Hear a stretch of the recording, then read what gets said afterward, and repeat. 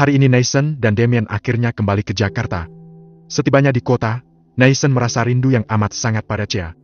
Oleh karena itu, ia segera menghubungi Chea dan mengajaknya jalan-jalan. Ia juga memiliki rencana kejutan untuk kekasih hatinya itu. Sayang, aku sudah kembali di Jakarta.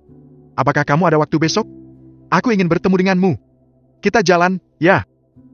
Ucap Nathan dengan penuh antusias. Tentu saja, dengan senang hati. Aku juga merindukanmu. Bagaimana kalau kita pergi ke wahana bermain? Pasti akan sangat menyenangkan. Jawab Chea dengan tak kalah semangat. Baiklah, sayang. Keesokan harinya, pagi-pagi Nathan sudah datang menjemput Chea. Setelah berpamitan pada Tuan Alvin dan Nyonya Tari, mereka akhirnya berangkat untuk menghabiskan waktu bersama di wahana bermain. Mereka menikmati berbagai permainan dan tertawa bersama. Nathan benar-benar selalu bisa merasa nyaman dan melupakan kesedihannya setiap bersama dengan Chea. Namun, saat sedang berkeliling, Nathan mengajak Chea untuk duduk di salah satu bangku yang tenang. Kenapa, sayang? Sudah lelah, ya? Tanya Chea. Sedikit. Chea, sebenarnya aku ingin bicara denganmu. Ucap Nathan dengan serius. Chea menatap Nathan dengan tatapan penuh rasa ingin tahu. Ada apa, Nathan? Apa yang ingin kamu bicarakan? Nathan menarik napas dalam-dalam sebelum berbicara. Chea, aku tidak ingin bertunangan denganmu. Chea terkejut mendengar kata-kata Nathan. Ia menatap Nathan dengan penuh kebingungan dan sedikit khawatir. Apa maksudmu, Nathan? Kenapa tiba-tiba kamu berubah pikiran? Apa aku melakukan kesalahan? Atau kamu bertemu dengan wanita lain? Kedua mata Chea mulai berembun. Nathan tersenyum lembut, mencoba menenangkan Chea. Aku tidak ingin bertunangan karena aku ingin langsung menikah denganmu, Chea. Chea menghela nafas panjang. Ia merasa lega mendengar penjelasan Nathan. Ia memukul pelan lengan kekasihnya sambil tersenyum. Nathan, kamu membuatku hampir menangis. Aku pikir kamu tidak serius menjalani hubungan denganku. Nathan tertawa dan menggenggam tangan Chea dengan penuh kasih sayang. Aku mencintaimu, Chea. Aku selalu bahagia saat bersamamu. Dan aku yakin, hanya kamu yang akan menjadi pendamping hidupku. Nathan kemudian mengeluarkan cincin dari saku jaketnya dan berlutut di hadapan Chea. Beberapa pengunjung yang kebetulan melihat mereka, tersenyum. Chea, maukah kamu menikah denganku? Chea tidak bisa menahan diri untuk tidak meneteskan air mata. Ia sangat terharu dan bahagia mendengar lamaran Nathan yang secara tiba-tiba seperti ini.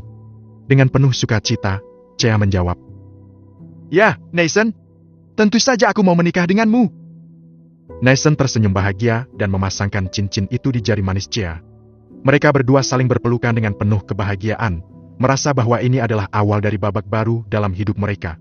Mereka melanjutkan hari itu dengan perasaan yang sangat bahagia, menghabiskan waktu di wahana bermain dengan lebih banyak tawa dan kebahagiaan. Pertemuan itu menjadi momen yang tak terlupakan bagi mereka berdua, sebuah awal yang indah untuk perjalanan hidup mereka bersama sebagai pasangan suami istri di masa depan. Dengan penuh harapan dan cinta, Nathan dan Chea siap menghadapi segala tantangan dan kebahagiaan yang menanti mereka di depan. Setelah prosesi lamaran sederhana dan puas memainkan beberapa wahana, Nathan dan Chea akhirnya memutuskan untuk pergi mengisi perut mereka yang keroncongan. Mereka memilih salah satu restoran yang tenang di dalam area tersebut untuk menikmati makan siang dan mengobrol tentang masa depan mereka. Suasana terasa sangat romantis, penuh dengan tawa dan kebahagiaan. Namun, saat tengah asyik berbincang, Chea tiba-tiba memperhatikan sesuatu dari sudut matanya. Ekspresi wajahnya berubah menjadi sedikit tegang.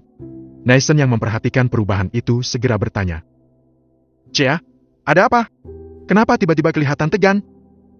Chea menatap Nathan dengan mata penuh kebingungan. Nathan, pria yang duduk di meja sana, itu kekasihnya Raisa. Tapi kenapa dia bisa datang bersama wanita lain? Nathan menoleh ke arah yang ditunjuk Chea dan memperhatikan interaksi pria tersebut dengan wanita yang bersamanya. Mereka tampak seperti sepasang kekasih. Saling suap-suapan tanpa ada rasa canggung. Tidak mungkin hanya sekedar berteman menurutku. Ucap Nathan dengan nada serius. Chea mengangguk setuju. Iya, benar. Ini sangat aneh. Aku baru berkenalan dengannya beberapa hari yang lalu. Hubungannya dengan Raisa juga baik-baik saja. Raisa pasti tidak tahu soal ini. Pria itu selingkuh di belakangnya. Nathan memegang tangan Chea dengan lembut. Mungkin kamu perlu memberitahunya. Biar Raisa tahu apa yang sebenarnya terjadi. Kasihan juga kan kalau dia terjebak dalam hubungan yang toksik. Chea berpikir sejenak sebelum akhirnya memutuskan.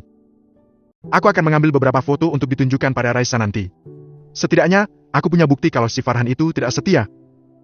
Chea diam-diam mengambil beberapa foto pria itu bersama wanita yang bersamanya. Setelah selesai, ia menyimpan ponselnya dan menarik napas panjang. Foto ini mungkin akan membuat Raisa stok.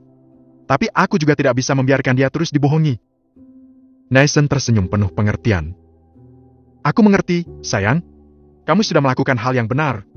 Semoga Raisa bisa menghadapi ini dengan baik.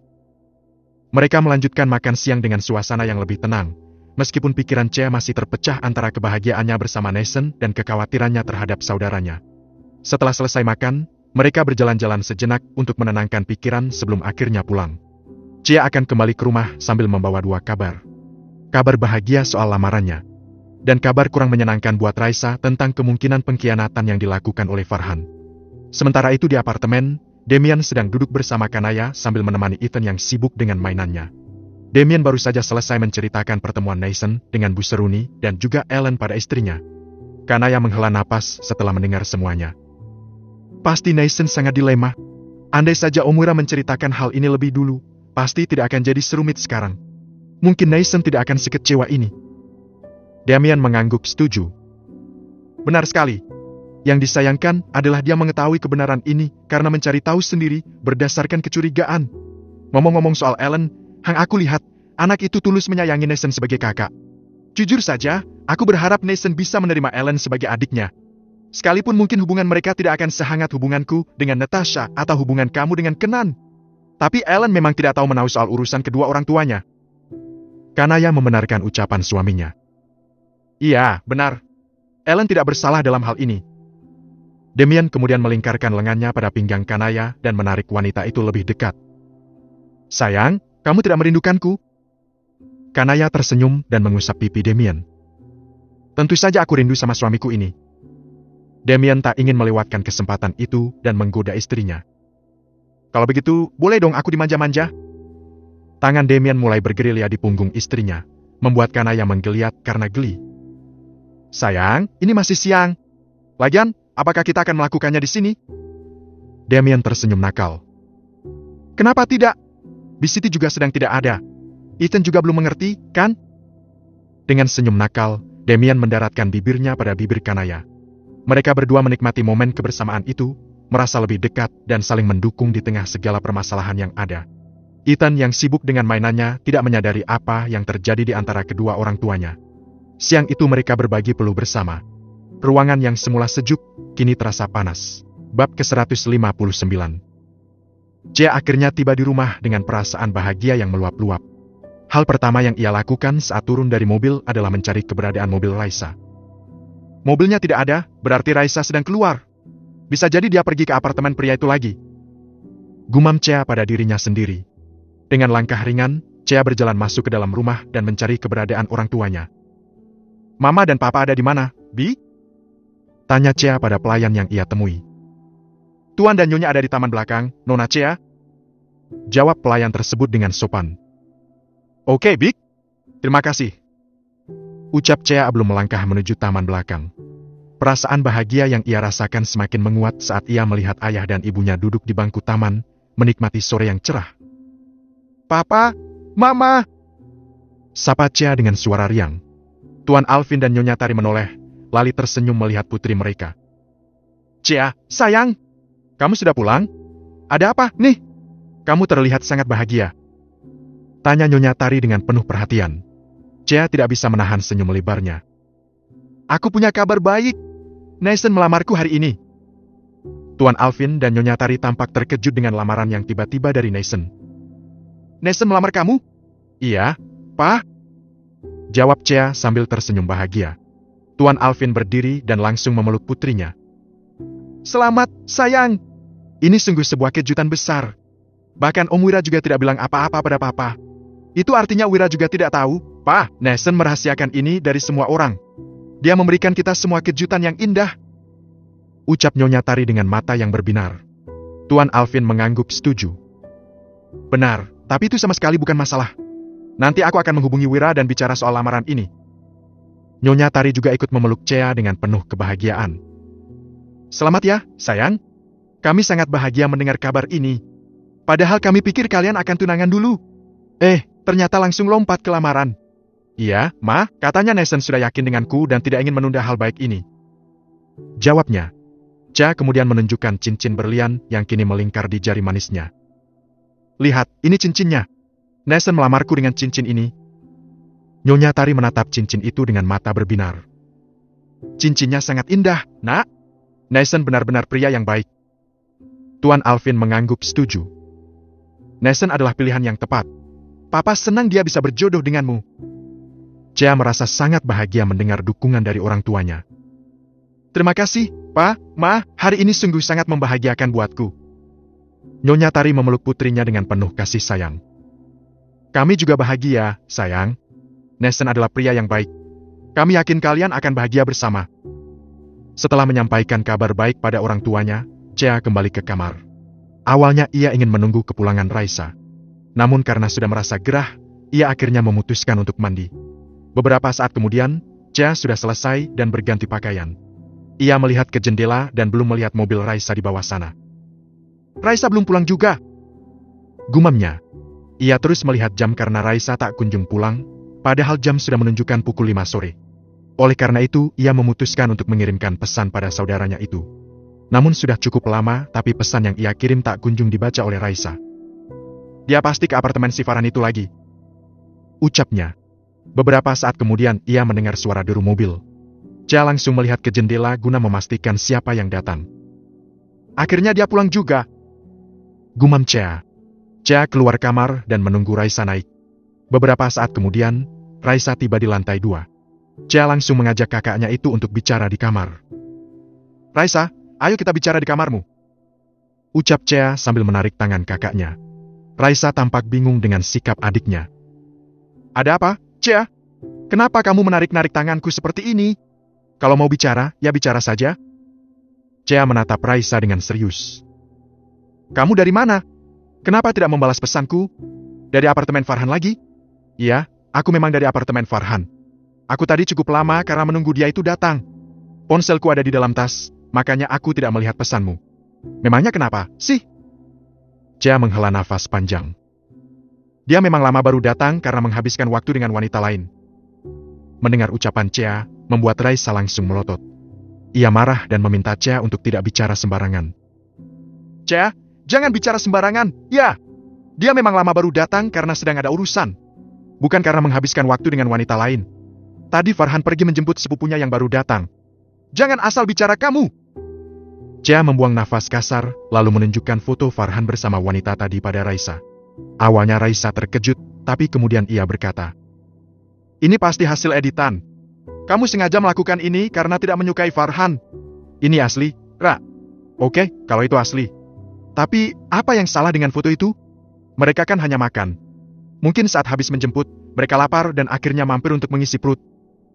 Cha menjadi kesal melihat kebodohan kakaknya. Raisa, kamu itu harus sadar diri dan jangan terlalu mudah dibodohi karena cinta. Farhan itu bukan pria baik-baik. Aku bisa melihat hal itu dari gerak-geriknya saat pertama kali bertemu. Saat pertama kali bertemu, bagaimana bisa kamu menilai orang hanya dengan sekali bertemu? Astaga, Ra! Kalau memang dia pria baik-baik, tidak mungkin dia hanya memakai boxer saat tahu kamu mau datang. Selain itu, tatapan dan cara bicaranya menunjukkan ada yang tidak beres. Lagian aku sudah memberikan bukti, tapi kamu malah tidak percaya. Raisa menggelengkan kepalanya. Baginya bukti yang diberikan oleh Raisa hanyalah sebuah rekayasa saja. Cukup, Cha! Tidak ada gunanya kamu mengedit foto ini dan mengarang cerita. Urus saja kekasihmu itu. Jangan campuri urusan percintaanku. Cha merasa frustasi melihat sikap keras kepala kakaknya. Raisa, buka mata kamu dan jangan jadi wanita bodoh yang mudah ditipu. Bukannya sadar, Raisa justru semakin marah dan mengusir Cha. Aku bilang hentikan, Cha! Sekarang, keluar dari kamarku, Cha! Jangan pernah campuri urusan pribadiku. Karena aku juga tidak peduli dengan hubungan asmara kamu dengan Nathan. Cha merasa sedih dan kecewa. Tetapi ia tahu bahwa ia telah melakukan yang terbaik untuk mencoba melindungi kakaknya. Dengan hati yang berat, Cha keluar dari kamar Raisa, berharap suatu hari nanti kakaknya akan menyadari kebenaran tentang Farhan. Raisa menutup pintunya dan langsung menghempaskan tubuhnya ke atas tempat tidur. Ia mengambil tas dan melihat ponselnya. Ada pesan dari Farhan yang menanyakan apakah dirinya sudah tiba di rumah atau belum. Pria seperhatian ini malah dikatakan tidak baik. Bukan aku yang buta karena cinta, tapi Cha. Saling bucinnya sama Nathan, dia pikir hanya kekasihnya itu yang baik. Sampai mengambil foto diam-diam seperti tadi. Hanya foto makan saja, tapi sudah heboh minta ampun. Menjengkelkan sekali. Bab ke-160. Tuan Wira baru saja selesai mengobrol via telepon dengan Tuan Alvin guna membahas perihal kelanjutan hubungan anak-anak mereka. Jujur saja, ia sedikit terkejut saat mengetahui perihal Nathan yang melamar Chea dari Tuan Alvin. Nathan sama sekali tidak mengatakan apa-apa padaku, gumamnya. Namun Tuan Wira mencoba untuk memahami situasi saat ini Iain. Nathan bersikap seperti itu karena masih marah dan kecewa padanya. Ia akhirnya menghubungi Nathan dan mengajak putranya itu bertemu. Nathan akhirnya setuju dan mengatakan akan datang ke kantor ayahnya siang sore ini. Waktu terus berlalu dan kini mereka berdua telah duduk berhadapan di ruangan Tuan Wira. Masih sangat jelas sikap dan tatapan dingin Nathan pada ayahnya. Tuan Wira membuka percakapan dengan mengucapkan selamat pada putranya. Ia berharap obrolan pembuka itu bisa sedikit mencairkan ketegangan di antara mereka. Selamat atas lamaranmu, nak. Tadi Om Alvin sudah mengabari Papa. Aku sangat bahagia mendengar kabar ini. Tapi, kenapa kamu tidak berbagi kabar bahagia ini padaku? Nathan menatap ayahnya dengan tatapan datar. Lamaran itu memang rencana kejutan. Tidak ada yang tahu. Tapi syukurlah sekarang Papa sudah tahu. Nathan menghela napas sebelum kembali melanjutkan ucapannya. Untuk saat ini, kita lupakan dulu soal kesalahan Papa. Sekarang aku hanya ingin fokus dengan rencana pernikahanku. Tuan Wira mengangguk, memahami keinginan putranya. Tentu, nak. Jangan khawatir. Papa yang akan mengurus semuanya. Kita akan adakan pernikahan sesuai dengan apa yang kamu dan Chea inginkan. Semua itu adalah tanggungan Papa. Kamu hanya perlu fokus pada persiapan pernikahanmu. Nathan mengangguk pelan. Memang sudah seharusnya, karena itu kewajiban Papa sebagai orang tua. Mereka berbicara lebih lanjut tentang persiapan pernikahan, dengan Tuan Wira yang berjanji untuk membantu Nathan dalam setiap langkah yang diperlukan. Meskipun hubungan mereka masih diliputi ketegangan, tapi mereka berusaha untuk bekerja sama. Karena bagaimanapun juga, Tuan Wira adalah satu-satunya orang tua yang Nathan miliki saat ini. Tuan Wira berusaha meredakan ketegangan di antara mereka. Nathan, meskipun ada banyak hal yang belum terselesaikan, Papa ingin kamu tahu bahwa Papa selalu mendukungmu. Papa akan melakukan yang terbaik untuk memastikan pernikahanmu berjalan lancar. Papa sangat menyayangi kamu, nak. Nathan mendengarkan dengan seksama, meskipun hatinya masih dipenuhi dengan perasaan campur aduk. Terima kasih, Pak. Aku berharap kita bisa bekerja sama untuk membuat pernikahan ini menjadi momen yang indah. Percakapan mereka berlanjut dengan lebih tenang. Meskipun masih banyak hal yang harus diperbaiki dalam hubungan mereka, Tuan Wira berharap ini adalah awal yang baik untuk memperbaiki segala sesuatunya. Pagi ini, Kanaya pergi ke rumah orang tuanya karena Nyonya Livia sedang kurang sehat. Rencananya, Kanaya akan menginap untuk di sana. Ketika masuk ke kamar ibunya, ia melihat Nyonya Livia sedang duduk bersandar pada headboard tempat tidurnya, tampak serius menatap layar iPad yang ada di tangannya. Sudah sakit, tapi Mama masih saja sibuk urus pekerjaan, ucap Kanaya sambil mendekati ibunya. Nyonya Livia tersenyum lembut dan meletakkan iPad di sampingnya.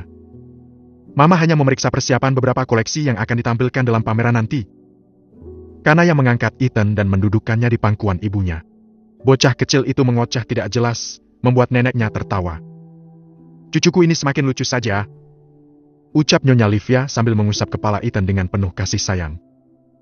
Dia juga sudah sangat aktif, Ma, semua mau dimasukkan ke dalam mulutnya, jadi harus ekstra dijaga, ucap Kanaya. Anak seusia Ethan memang akan seperti itu. Mama, di mana Opa? Aku tidak melihatnya saat datang tadi. Opa kamu sedang pergi bersama Papa ke kantor. Katanya dia bosan di rumah dan ingin jalan-jalan ke kantor. Katanya juga mau mengunjungi Kenan di rumah sakit nantinya. Kanaya mengangguk dan tersenyum mendengar cerita ibunya. Mereka berdua melanjutkan percakapan tentang kehidupan sehari-hari, sambil sesekali tertawa melihat tingkah laku Ethan. Kanaya merasa bersyukur bisa menghabiskan waktu bersama ibunya, meskipun dalam keadaan kurang sehat. Ia berharap kehadirannya dan Ethan bisa membuat Nyonya Livia merasa lebih baik.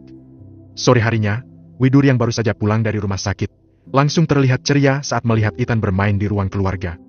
Ia mendekati anak kecil itu dengan senyuman lebar. Ada si ganteng Ethan.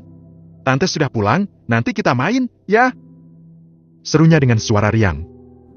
Kak Kenan mana, Kak? Tanya Kanaya. Tadi sih pulang bareng. Tapi tiba-tiba saja pasien emergency yang harus segera masuk ruang operasi. Jadinya aku pulang duluan. Jawab Widuri. Aku ke kamar dulu, ya? Mau bersih-bersih dulu. Iya, Kak. Saat akan menuju ke kamarnya, Widuri berpapasan dengan Tuan Hartawan. Wajahnya yang murung seketika berubah ceria. Ia tersenyum pada kakek mertuanya itu. Tuan Hartawan juga membalas senyuman Widuri. Meski begitu, ia merasa jika cucu menantunya itu sedang dalam suasana hati yang tidak baik-baik saja. Sepertinya Widuri sedang sedih, ucap Tuan Hartawan saat baru saja duduk di samping Kanaya. Kanaya merasa bingung dengan ucapan kakeknya. Tapi tadi kakak Widuri terlihat ceria, kek, ucapnya. Tuan Hartawan menghela napas panjang. Tadi dia matanya terlihat berkaca-kaca. Asal kamu tahu saja, Nak, Widuri sangat ingin hamil, tapi belum diberi kepercayaan oleh Tuhan. Selain karena dia memang suka anak-anak, dia juga mendapat tekanan dari keluarganya. Kenapa bisa begitu? Bukankah biasanya yang mendesak dan menekan wanita yang belum hamil, kebanyakan dari keluarga suami? Nyonya Livia, yang mendengar percakapan mereka, ikut menjelaskan. Karena ibunya yang sekarang itu adalah ibu tirinya. Dia selalu menghina dan menjelekkan Widuri yang belum hamil. Makanya, dia jadi jarang pulang ke rumah untuk menemui ayahnya karena dia tidak ingin mendengar ucapan yang membuatnya sakit hati. Kanaya merasa sangat prihatin dengan situasi kakak iparnya. Kasihan sekali, Kak Widuri. Dia pasti merasa sangat tertekan, gumamnya. Tuan Hartawan mengangguk setuju. Iya, Nak. Tapi kami tidak pernah membahas soal anak padanya. Kamu percaya bahwa anak itu adalah amanah dari Tuhan. Kita tidak bisa memaksakan hal itu. Kami tidak bisa melakukan apa-apa selain memberikan semangat dan dukungan agar dia tidak merasa sendiri. Apalagi mereka berdua dalam keadaan sehat dan normal. Pernikahan juga belum cukup setahun. Jadi tidak perlulah terlalu terburu-buru, ucap Nyonya Livia. Beberapa saat kemudian, Widuri keluar dari kamar dan kembali bergabung dengan mereka. Sambil mengobrol santai, ia juga bermain bersama Ethan.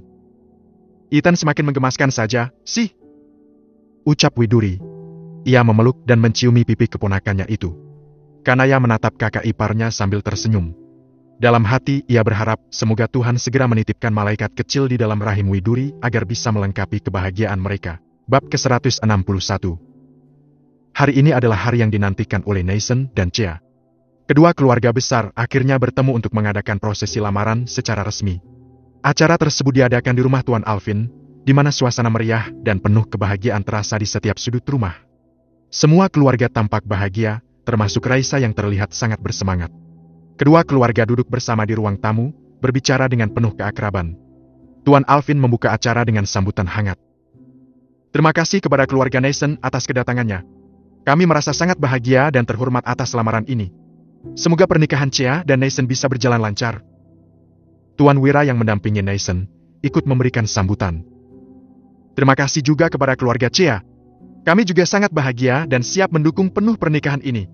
Semoga Chea dan Neisen selalu dilimpahkan kebahagiaan. Setelah beberapa sambutan, prosesi lamaran resmi pun dimulai. Kedua keluarga sepakat untuk tidak menunda waktu pernikahan Chea dan Neisen. Mereka berdiskusi tentang tanggal yang cocok, dan semuanya berjalan dengan lancar. Selama acara, tawa dan senyum tidak pernah hilang dari wajah-wajah yang hadir. Sementara itu, Raisa yang juga hadir dalam acara tersebut terlihat sangat ceria. Ia sudah tidak sabar untuk mengumumkan soal hubungannya dengan Farhan pada kedua orang tuanya. Raisa merencanakan untuk berbicara jujur tentang dirinya dan Farhan malam nanti. Sayangnya, ia merencanakan itu tanpa persetujuan Farhan. Hal itu karena ia berpikir bahwa kekasihnya itu pasti akan setuju saja, sesuai dengan pembicaraan mereka di awal waktu itu. Setelah acara inti selesai, semua keluarga menikmati hidangan yang telah disiapkan. Suasana semakin hangat dan penuh kebahagiaan. Raisa benar-benar sudah tidak sabar menunggu malam tiba. Kamu tidak masalah dilangkahi oleh Chea? Kamu minta apa untuk pelanggannya? Tanya salah seorang kerabat yang kebetulan duduk di samping Raisa. Raisa tersenyum manis sambil menatap wajah wanita itu. Aku sama tidak minta apa-apa. Apapun yang nantinya diberikan padaku, akan aku terima. Lagian aku tidak percaya dengan tradisi seperti itu. Dan asal tante tahu saja, Chea menjalin hubungan dengan Neisen, itu juga berkat aku. Jawab Chea. Au, seperti itu. Iya, seperti itu, tante. Sementara itu, sang calon pengantin sedang duduk berdua sambil sekali tersenyum dan merespon ramah saat ada tamu atau keluarga yang menghampiri untuk memberikan ucapan selamat ada mereka. Nanti kamu mau konsep pernikahan yang seperti apa? Tanya Chea. Apa? Ya?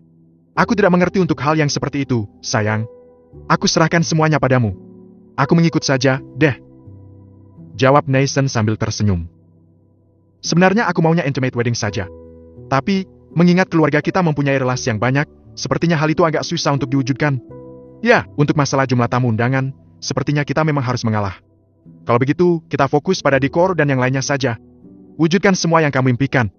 Karena pernikahan ini hanya sekali seumur hidup, jadi kita harus membuatnya berkesan. Ucap Nathan. Terima kasih, sayang. Aku benar-benar bahagia. Aku juga, sayang. Malam harinya, ketika suasana selepas makan malam terasa nyaman dan mendukung, Raisa akhirnya memutuskan untuk berbicara soal hubungannya dengan Farhan. Raisa memperhatikan ayah, ibu dan juga adiknya, setelah itu mengambil napas dalam-dalam dan mulai berbicara. Mama, Papa, aku ingin berbicara tentang sesuatu yang penting. Ucap Raisa dengan suara lembut namun tegas. Tuan Alvin dan Nyonya Tari menatap putri mereka dengan penuh perhatian. Chea yang juga menatap kakaknya sudah bisa menebak jika Raisa pasti akan bicara soal Farhan. Ada apa, Raisa? Katakan saja, nak. Ucap Tuan Alvin. Raisa mengumpulkan keberanian dan kembali melanjutkan ucapannya. Aku ingin mengatakan pada kalian kalau sebenarnya aku sudah menjalin hubungan dengan seorang pria. Tuan Alvin dan Nyonya Tari tampak terkejut. Namanya adalah Farhan.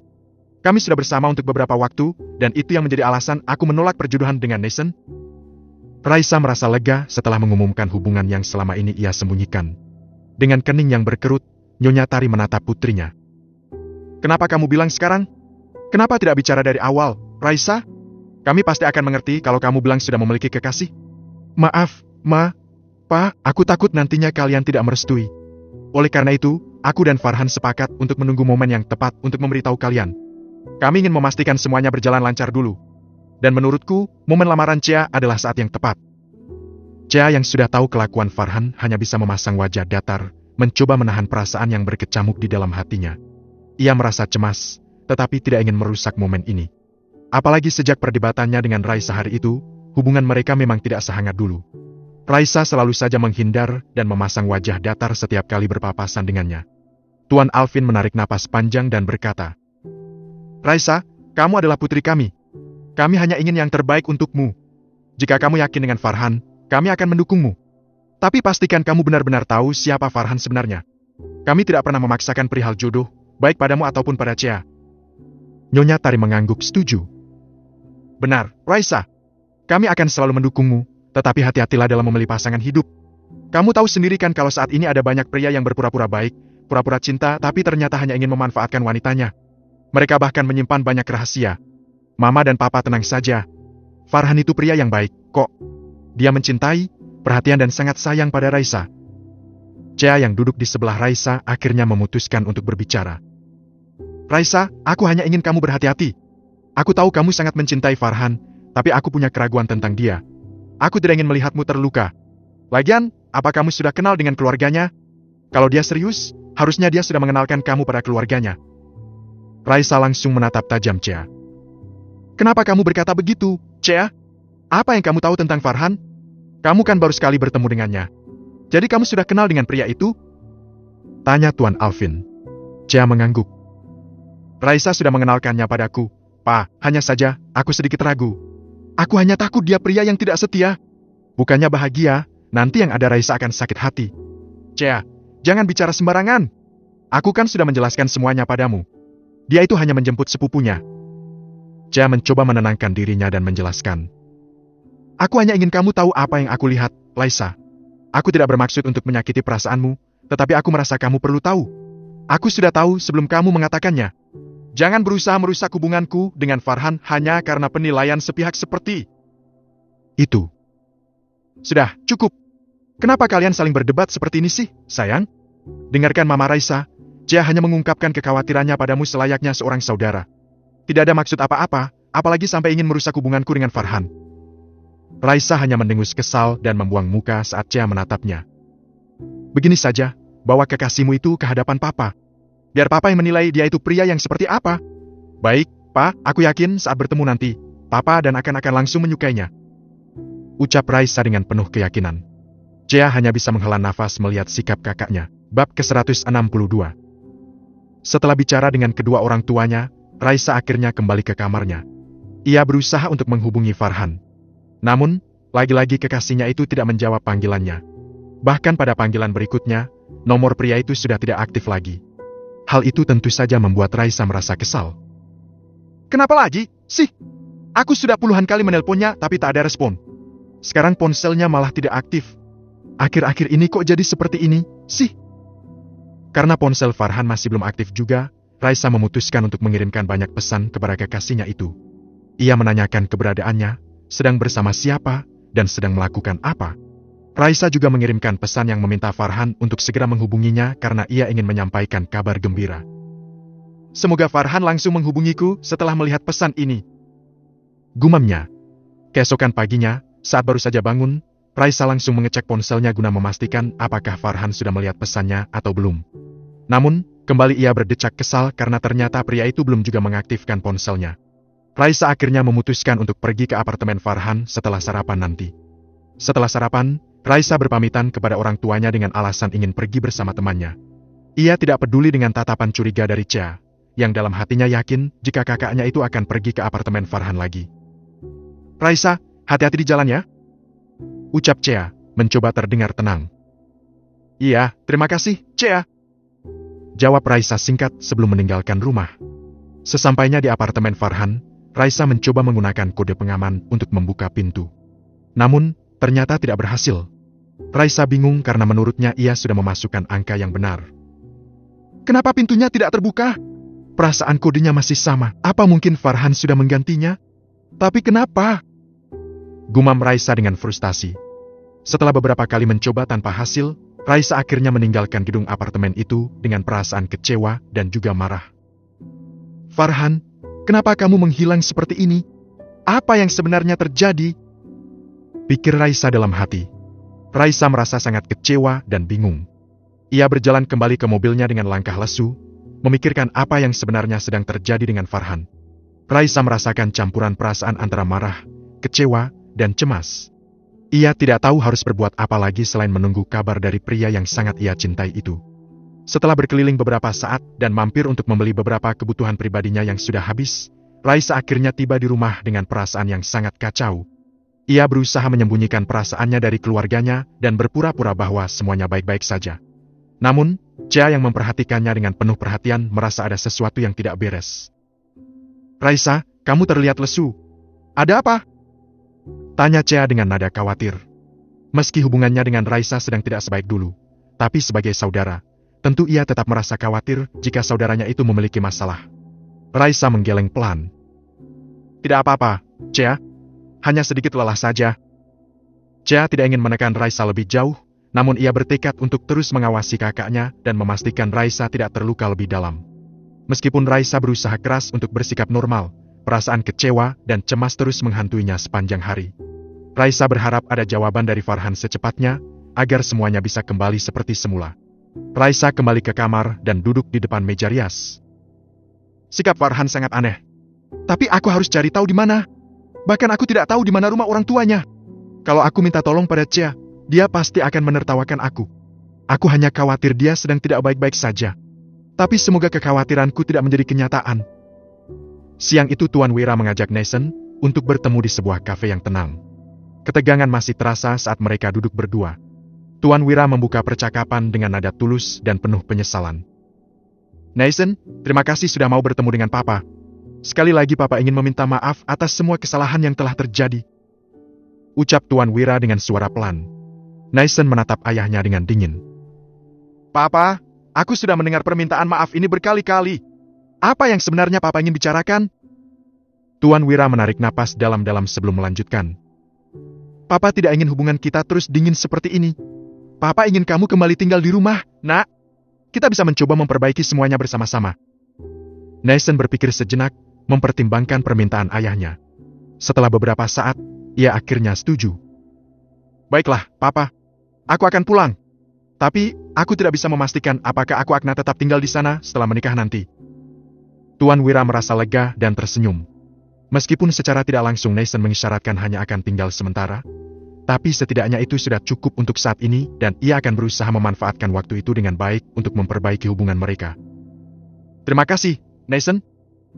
Setelah pertemuan dengan ayahnya, Nathan menjemput Chea di rumahnya. Ia mengajak Chea pergi ke makam ibunya.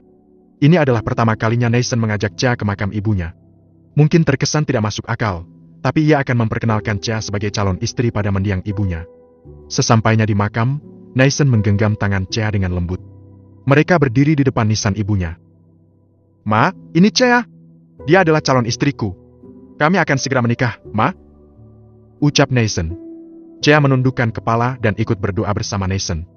Setelah menghabiskan beberapa saat di makam, mereka akhirnya pergi.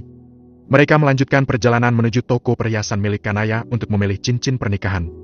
Sesampainya di sana, mereka disambut dengan ramah oleh Sabrina.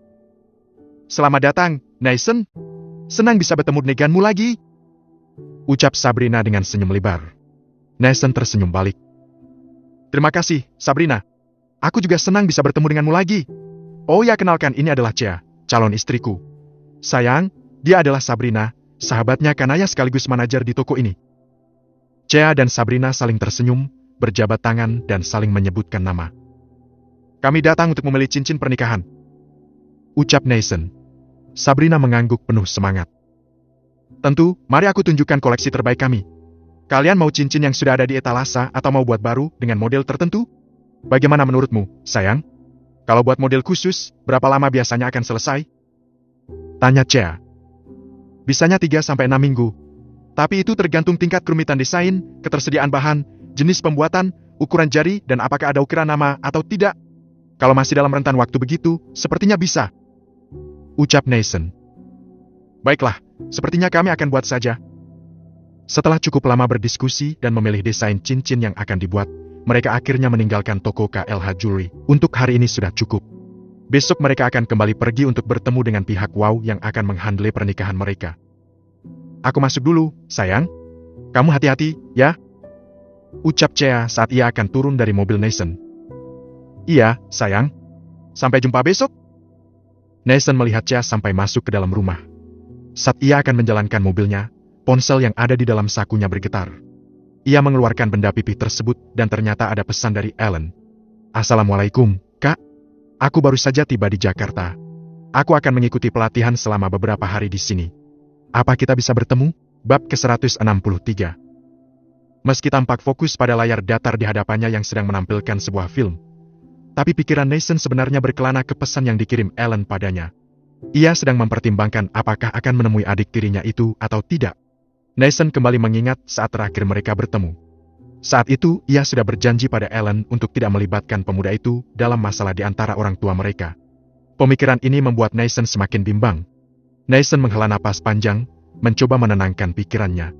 Ia menekan tombol pause pada remote, menghentikan film yang sedang diputar. Kemudian, ia mengambil ponselnya dan membuka pesan dari Ellen. Naisen membacanya berulang kali. Perasaannya jadi campur aduk. Akhirnya, Naisen memutuskan untuk menghubungi Chea, berharap bisa mendapatkan pandangan yang lebih objektif. Naisen menekan tombol panggil dan menunggu beberapa detik sebelum mendengar suara kekasih hatinya di ujung sana. Halo, sayang. Ada apa? Sayang, aku mau minta pendapatmu.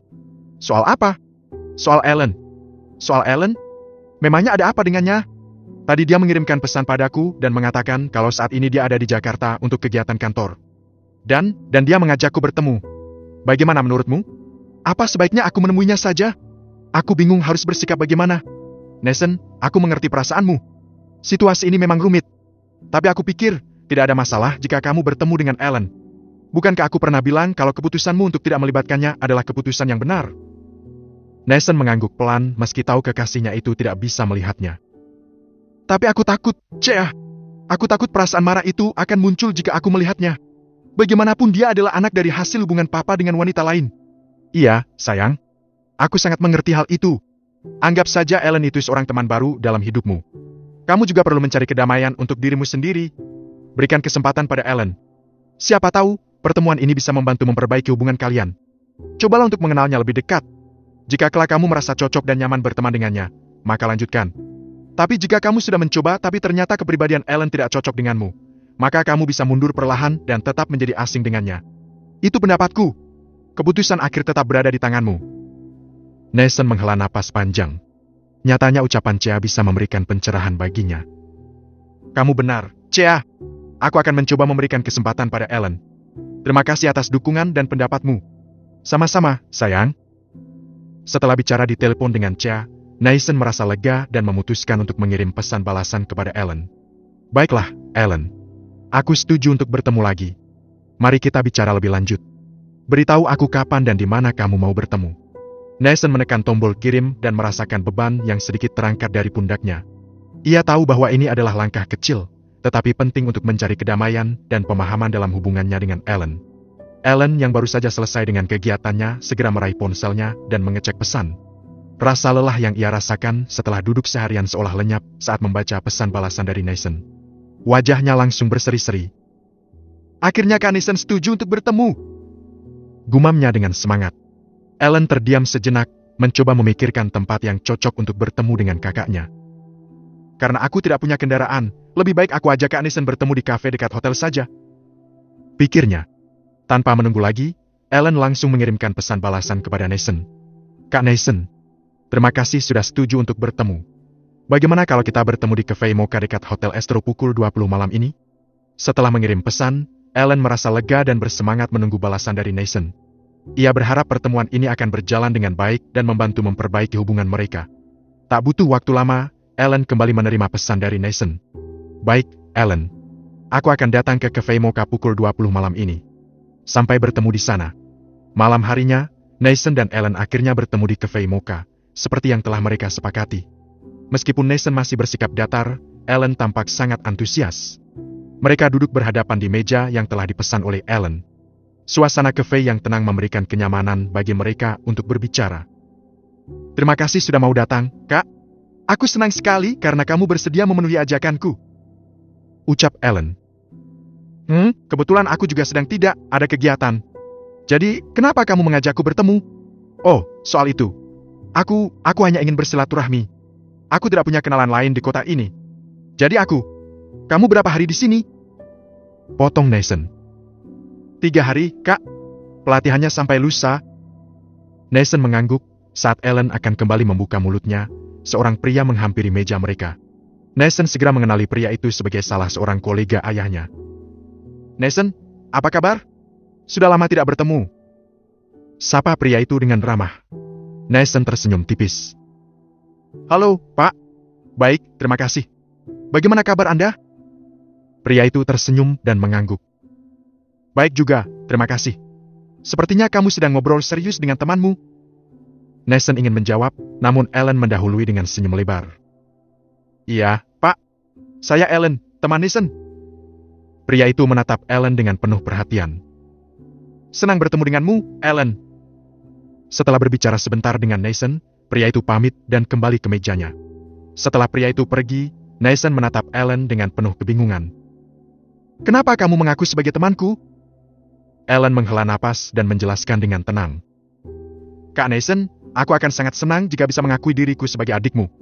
Tapi aku tidak bisa melakukan itu karena pasti orang tadi akan menanyakan banyak hal padamu dan juga pada ayah. Aku tidak ingin membuat situasi menjadi lebih rumit. Nathan terdiam sejenak, merenungkan kata-kata Ellen. Ia merasa tersentuh dengan sikap dan ucapan adik tirinya yang terlihat dewasa dan mengerti akan situasi keluarga mereka. Terima kasih atas pengertianmu. Aku menghargai itu. Ellen tersenyum lembut. Tidak apa-apa, Kak. Aku hanya ingin yang terbaik untuk kita semua. Ellen, aku ingin memberitahumu sesuatu. Aku akan segera menikah. Ellen terlihat sangat bahagia mendengar kabar baik itu. Benarkah, Kak? Selamat, Kak Nathan. Aku sangat senang mendengarnya. Nathan tersenyum tipis. Terima kasih, Ellen. Aku juga berniat mengundang kamu untuk hadir di acara pernikahanku. Apa kamu mau datang? Ellen terkejut dan terharu mendengar undangan itu. Benarkah, Kak? Aku boleh datang. Aku sangat tersentuh. Terima kasih banyak. Nathan mengangguk. Ya, Ellen. Aku tidak masalah jika kamu datang. Tapi... Nathan seolah ragu melanjutkan ucapannya. Tapi apa, Kak? Soal ibuku? Nathan terdiam. Tak enak hati untuk memberikan jawaban. Aku mengerti, Kak. Ibuku juga pasti akan mengerti. Tenang saja, hanya aku yang akan datang. Aku berharap pernikahanmu nantinya berjalan lancar. Tak ada hambatan sedikit pun. Ucap Ellen dengan penuh ketulusan. Setelah cukup mengobrol, keduanya lantas terpisah. Ellen kembali ke hotel dengan perasaan bahagia. Ia berharap ini adalah awal yang baik untuk hubungannya dengan Nathan. Bab ke-164. Sesampainya di hotel, Ellen dengan penuh semangat segera menghubungi ibunya. Ia ingin menceritakan tentang pertemuannya dengan Nathan dan sikap Nathan yang mulai ramah padanya. Ellen juga ingin menyampaikan pada ibunya bahwa Nathan akan segera menikah dan juga telah berbesar hati mengundangnya. Bu, aku baru saja bertemu dengan Kak Nathan. Siang tadi aku mengirimkan pesan dan mengajaknya bertemu dan ternyata dia bersedia. Ucap Ellen dengan suara riang. Benarkah, Ellen?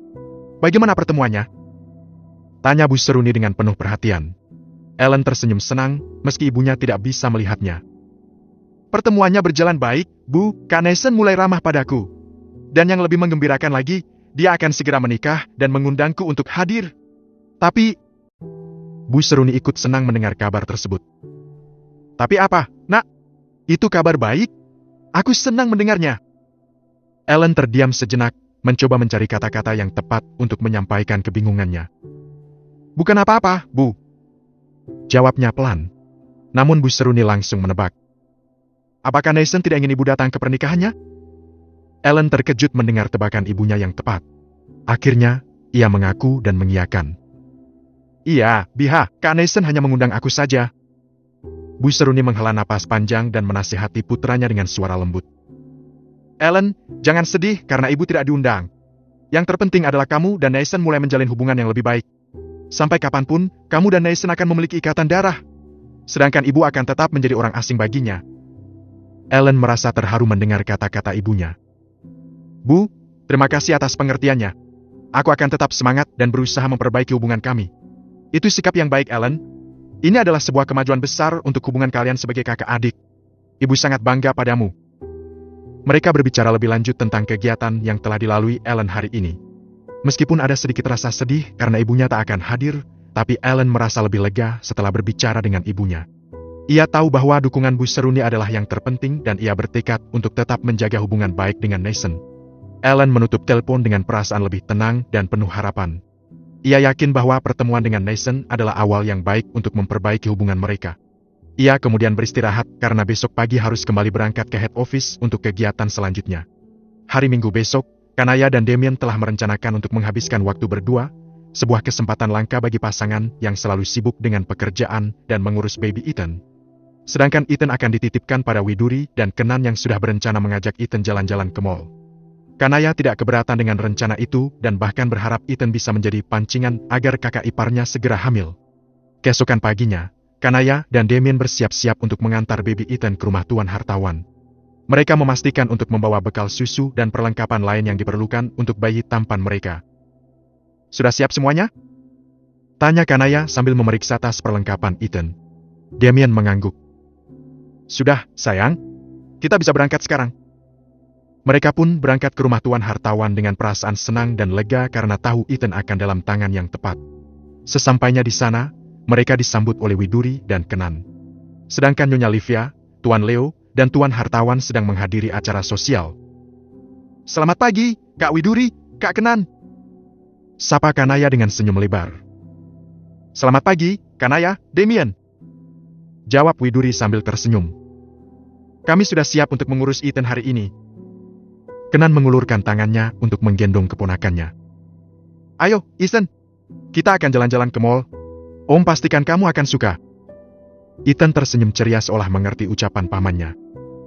Dia pasti senang bisa jalan-jalan. Ucap Damien sambil menyerahkan Ethan kepada Kenan. Jangan khawatir, Kanaya. Kami akan menjaga Ethan dengan baik. Kanaya tersenyum dan mengangguk. Terima kasih, Kak Widuri. Aku tahu kalian pasti bisa. Damien dan Kanaya akhirnya berpamitan kepada Widuri dan Kenan sebelum berangkat untuk menghabiskan waktu berdua. Selamat jalan, Kanaya, Damien. Nikmati waktunya. Ucap Kenan dengan ramah. Terima kasih, Kenan. Jawab Damien. Setelah itu, Kanaya dan Damien meninggalkan rumah tuan hartawan dengan perasaan lega.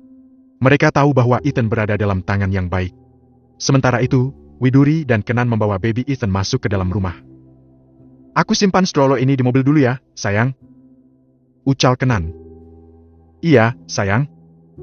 Saat dalam perjalanan, Kanaya bertanya pada Damien tentang tujuan mereka hari ini. Sambil menyetir, Damien tampak berpikir. Sayang, apakah ada tempat yang ingin kamu datangi? Tanyanya balik. Sebenarnya aku ingin mengunjungi kebun bunga yang sedang viral itu. Aku sering lihat postingan orang-orang, Tempat itu terlihat sangat indah, ucap Kanaya sambil ters. Damien langsung setuju. Baiklah, sayang. Kita akan pergi ke sana. Damien mengarahkan mobilnya menuju kebun bunga yang dimaksud oleh Kanaya sambil mengikuti petunjuk arah yang ada di map. Sesampainya di sana, mereka melihat bahwa kebun bunga tersebut ramai oleh pengunjung. Karena akhir pekan, ada banyak rombongan keluarga yang datang. Namun, semangat Kanaya tidak surut. Mereka membeli tiket masuk dan mulai berjalan-jalan di tengah taman bunga yang indah. Tempat ini benar-benar luar biasa, sayang. Koleksi bunganya sangat banyak dan indah, ucap Kanaya sambil memandang bunga-bunga berwarna-warni yang ada di hadapannya. Iya, benar-benar indah, sahut Damien sambil merangkul Kanaya. Tak lupa mereka juga mengambil beberapa foto selfie untuk mengabadikan momen tersebut. Namun, saat mereka sedang asyik menikmati pemandangan bunga yang indah, tanpa diduga, mereka bertemu Clara yang sedang bersama beberapa temannya. Clara terlihat sangat sinis pada Kanaya. Meski Kanaya dan Damien sudah mencoba menghindari interaksi, Clara justru memancing keributan lebih dulu. Apakah kamu lihat siapa yang datang? Ucap Clara dengan suara sinis kepada temannya. Oh, itu Kanaya yang berpura-pura bahagia dan merebut calon tunangan orang. Lanjutnya, Damien yang mendengar ucapan Clara langsung merasa kesal. Ia menatap Clara dengan tajam. Clara, hentikan kosong itu! Siapa yang pura-pura bahagia? Siapa yang merebut? Jangan permalukan dirimu sendiri. Susah bicara dengan wanita berhati busuk dan punya penyakit iri hati, ucap Damien dengan suara lantang dan tegas. Hal itu tentu saja menarik perhatian beberapa pengunjung di sana. Clara merasa dipermalukan oleh tatapan tajam dan ucapan dari Damien. Ia akhirnya mengajak teman-temannya untuk pergi. Ayo, kita pergi, ucapnya dengan suara marah. Setelah Clara pergi, Kanaya memandang Damien dengan rasa terima kasih. Terima kasih, sayang. Aku senang kamu selalu melindungiku. Damien tersenyum dan menggenggam tangan Kanaya. Tentu saja, sayang. Aku tidak akan membiarkan siapapun merendahkanmu. Mereka melanjutkan perjalanan di kebun bunga dengan suasana yang lebih tenang. Damien berusaha untuk menghibur Kanaya dan memastikan bahwa mereka tetap menikmati waktu bersama. Sayang, jangan biarkan kehadiran Clara merusak hari kita. Kita di sini untuk bersenang-senang, ucap Damien sambil tersenyum. Kanaya mengangguk dan merasakan semangatnya kembali. Kamu benar, sayang. Mari kita nikmati hari ini. Dengan semangat yang baru, mereka melanjutkan perjalanan, menikmati keindahan kebun bunga dan kebersamaan mereka. Meskipun ada sedikit gangguan, Kanaya dan Damien tetap merasa bahagia bisa menghabiskan waktu bersama, menciptakan kenangan indah di antara bunga-bunga yang bermekaran. Bab ke-165. Sementara Kanaya dan Damien menikmati momen berdua mereka, Kenan dan Widuri sudah berangkat menuju ke sebuah mall bersama Ethan. Bocah 5 bulan itu tampak bersemangat dalam gendongan Kenan. Matanya berbinar-binar melihat keramaian dan warna-warni di sekitar tempat tersebut. Widuri yang berjalan di samping Kenan sambil mendorong stroller, memperhatikan kegembiraan Ethan dan merasa sangat bahagia. Ethan, lihatlah. Begitu banyak warna dan cahaya di sini. Kamu pasti senang ya? Ucap Kenan sambil tersenyum lebar. Widuri mengangguk setuju. Ya, Ethan terlihat sangat senang. Aku sangat suka lihat senyum anak ini. Sesampainya di dalam mall, mereka berjalan-jalan melihat-lihat berbagai toko dan atraksi yang ada. Kenan berhenti di depan sebuah toko mainan dan bertanya pada istrinya. Bagaimana kalau kita membeli mainan untuk Ethan? Widuri tersenyum ceria. Itu ide bagus. Ethan pasti akan senang mendapatkan mainan baru. Mereka masuk ke dalam toko mainan dan mulai memilih-milih mainan yang cocok untuk Ethan. Mata Ethan berbinar melihat berbagai mainan yang ada di sana. Lihat, sayang. Ethan sangat tertarik pada mainan itu, ucap Kenan sambil menunjuk sebuah mainan berwarna cerah. Widuri mengambil mainan tersebut dan menunjukkan kepada Ethan. Kamu suka mainan ini, nak? Ethan mengoceh tidak jelas sambil mengulurkan tangan kecilnya ke arah mainan itu. Widuri dan Kenan tertawa melihat reaksi lucu Ethan. Mereka akhirnya memutuskan untuk membeli mainan tersebut untuk Ethan. Setelah berbelanja mainan, mereka melanjutkan perjalanan dan berhenti di sebuah area bermain anak-anak. Widuri membawa Ethan ke area bermain dan membiarkan bocah kecil itu menikmati berbagai permainan yang ada di sana. Tentu saja dengan memilih jenis permainan yang sesuai dengan umur Ethan. Sementara itu, Kenan duduk di bangku dekat area bermain sambil mengawasi keduanya dengan penuh perhatian. Setelah dirasa cukup, mereka akhirnya meninggalkan area bermain. Rencananya mereka akan mencari tempat makan, sekalian memberikan Ethan susu. Kali ini mereka meletakkan bayi kecil itu ke dalam stroller dan Kenan yang mendorongnya. Di tengah kebahagiaan mereka menghabiskan waktu bersama Ethan, tanpa diduga mereka bertemu dengan Sania, kakak tiri Widuri, dan Nyonya Devi, ibu tiri Widuri. Mereka sedang berbelanja, terbukti dari paper bag yang ada di tangan mereka berdua. Perasaan Widuri langsung tidak nyaman. Melihat mereka saja sudah membuat Widuri yakin jika akan terjadi hal yang tidak baik. Benar saja, Sania menatapnya sambil tersenyum mengejek. "Wih, coba lihat siapa yang sedang berdiri di hadapan kita, Ma. Anak siapa yang kamu culik ini? Kasihan sekali, karena tak kunjung punya anak, kamu sampai pinjam anak orang lain untuk dipamerkan." Sania dan Nyonya Devi tertawa bersama. Nyonya Devi ikut menambahkan dengan nada sinis. "Itu karena dia ingin sekali terlihat menjadi keluarga lengkap yang bahagia. Kasihan sekali harus berpura-pura seperti ini." Widuri merasa sakit hati dan sedih mendengar kata-kata mereka. Kenan yang mendengar ucapan mereka langsung marah dan meminta ibu mertua dan iparnya itu untuk diam. "Jangan campuri urusan rumah tangga kami. Asal kalian tahu saja, kami tidak berusaha agar terlihat bahagia. Karena selama ini kami memang bahagia. Bahkan sangat bahagia. Aku dan Widuri mau punya anak atau tidak, itu juga bukan urusan kalian. Mau protes? Protes saja sama Tuhan. Karena Dia yang berkehendak atas semua ini." Nyonya Devi tidak tinggal diam. "Jangan terlalu senang kamu dibelah oleh suamimu, Widuri. Kamu tidak tahu kan sampai kapan dia akan bertahan dengan wanita mandul sepertimu. Bisa jadi nanti dia akan mencari wanita lain untuk melanjutkan keturunannya." Kenan sangat kesal tapi berusaha menahan diri. Ia menatap tajam Nyonya Devi dan memintanya tutup mulut. "Jangan paksa aku menjadi menantu yang kurang ajar. Sekali lagi aku ingatkan, jangan pernah ganggu istriku. Kebahagiaan dan hidup kami bukan urusan kalian. Camkan itu baik-baik," ucap Kenan dengan tegas dan penuh penekanan. Kenan lalu mengajak Widuri untuk pergi. "Ayo kita pergi, sayang. Tidak perlu meladeni orang tidak punya hati seperti mereka." Nyonya Devi dan Sania merasa kesal dan merasa dipermalukan oleh Kenan. Ia berniat untuk mengadukan sikap pria itu pada suaminya yang tidak lain adalah ayahnya Widuri.